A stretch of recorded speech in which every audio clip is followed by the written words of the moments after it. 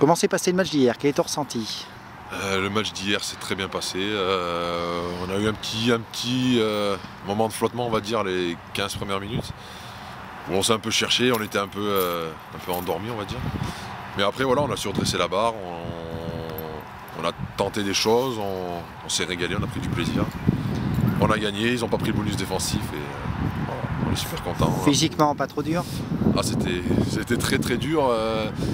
Ça se rapproche vraiment d'un match international, quoi. Ça joue de partout.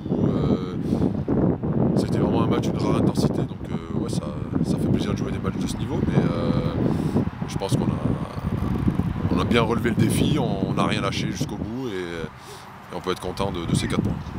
Et la semaine prochaine, donc objectif qualification pour l'écart, bonus obligatoire?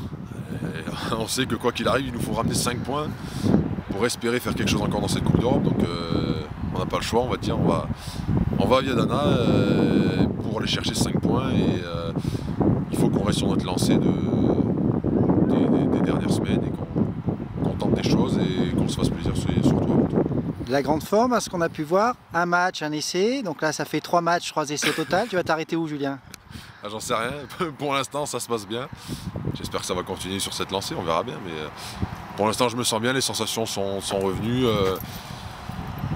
Il manque peut-être encore un petit peu de physique, mais on va dire le gros est là, donc pourvu que ça dure et j'espère que ça va continuer encore comme ça jusqu'à la fin de l'année. Est-ce qu'on peut dire que tu es en forme internationale?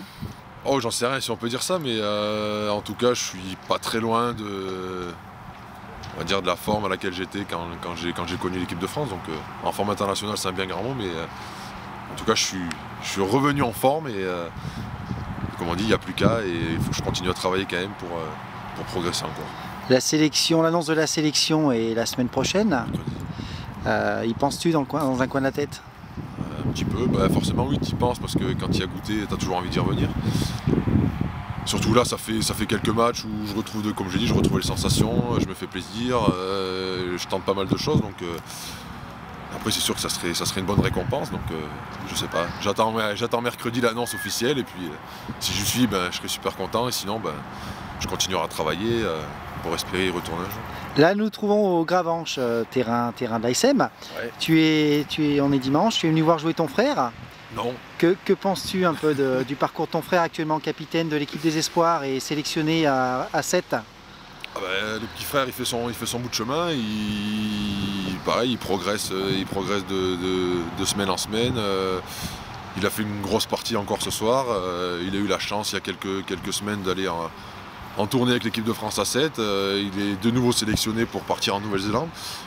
Donc voilà, il a un parcours qui commence on va dire, à ressembler un peu au mien avec le 7. Et puis voilà, j'espère qu'il va continuer à s'éclater et puis que ça va finir par payer un jour et qu'il pourra côtoyer vraiment le haut niveau et qu'il pourra faire une carrière, une grande carrière, on va dire. Pourquoi pas les frères Angin Malzieu en équipe 1?